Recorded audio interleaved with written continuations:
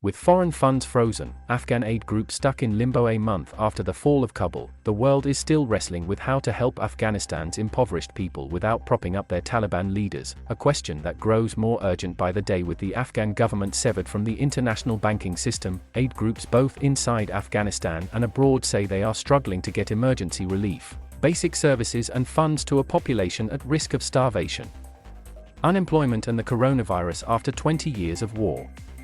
Among the groups struggling to function is a public health non-profit that paid salaries and purchased food and fuel for hospitals with contributions from the World Bank, the European Union and the US Agency for International Development. The $600 million in funds, which were funneled through the Afghan Health Ministry, dried up overnight after the Taliban took over the capital. Now, clinics in Afghanistan's eastern coast province no longer can afford to clean even as they are beset with COVID-19 patients, and the region's hospitals have asked patients to purchase their own syringes, according to Organization for Health Promotion and Management's local chapter head Abdul Wali. All we do is wait and pray for cash to come, Wali said. We face disaster if this continues. Donor countries pledged during a United Nations appeal this week to open their purse strings to the tune of $1.2 billion in humanitarian aid. But attempts by Western governments and international financial institutions to deprive the Taliban-controlled government of other funding sources until its intentions are clearer also has Afghan's most vulnerable citizens hurting. The World Bank, the International Monetary Fund and the European Union suspended financing for projects in Afghanistan, and the United States froze $7 billion in Afghan foreign reserves held in New York. Foreign aid to Afghanistan previously ran some $8.5 billion a year, nearly half of the country's gross domestic product. Without access to its own or foreign funds, the interim government in Kabul can't even pay the import taxes needed to bring containers of badly needed food from a port in Pakistan, the country's Chamber of Commerce and Industry Vice Chairman Yunus Mahmoud said. The West's strategy is to strangle the Taliban's finances to induce Afghanistan's new leaders to respect the rights of women and religious minorities. The all-male, hardline cabinet appointed last week includes several ministers subject to UN sanctions and one with a $5 million FBI bounty on his head. While it's unclear how long the Afghan central bank reserves will remain out of reach, American officials insist that humanitarian groups can sidestep Taliban authorities to deliver directly to the needy Afghans fearing for their lives and futures in the wake of the chaotic U.S. pullout. It's definitely still possible to meet the basic needs of Afghans without rewarding the government with broader economic assistance and diplomatic recognition, said Lisa Curtis, former South and Central Asia Director of the U.S. National Security Council.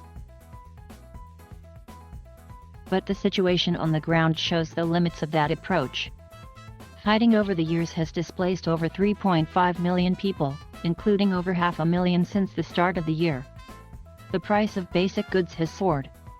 Bank lines snake down streets as people wait hours, even days, to withdraw money so they can feed their families.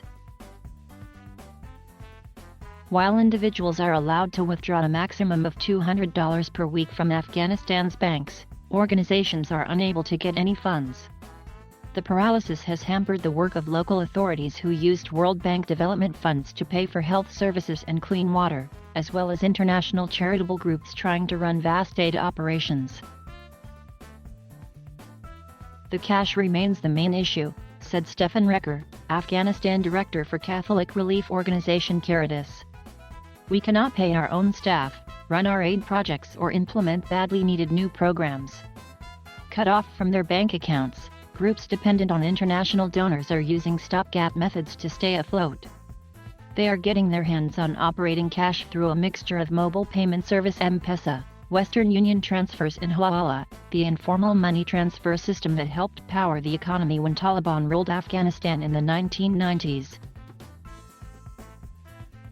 The ancient system, which existed in the country before banks, relies on the principle that if there are two people who want to send equal amounts of money between two locations, cash doesn't need to change hands. International Anti-Poverty Organization CARE is among the relief providers that rely on Hawala dealers to transfer funds and record loans across provinces. It's probably not a long-term solution, But the hawala system has been helpful for a long time, Marianne O'Grady, CARE's deputy Afghanistan director, said. People trust in it, so it's what we're using. Meanwhile, some countries, including the United Arab Emirates, Qatar, and Uzbekistan, have avoided the messy debate over financial aid by dispatching plane loads of food and medicine to Kabul, betting that bags of rice will get distributed to the needy and not line the pockets of Taliban ministers who are on terrorism watch lists. But many insist that informal money transfers and rice shipments are hardly the way to prevent Afghanistan's financial and social collapse at a time when the stakes are so high, along with drought and the threat of famine, potential Taliban brutality and a collapsing healthcare system. Afghans face more desperate times as winter approaches. Although the $1.2 billion raised at the UN this week exceeded expectations, uncertainty surrounds the outpouring of international sympathy. Aid workers want to know where exactly the money is going and when, as well as how the needs of cash-strapped local non-governmental organizations will be addressed while Afghanistan's banking system remains crippled. The UN had a lot to say about food delivery, but I heard nothing about plans to re-establish a system of public services, said Vicky Aiken, Afghanistan director for the International Rescue Committee. What about paying the salaries of teachers and doctors? Those salaries now run through financial plumbing controlled by former insurgents with a brutal reputation.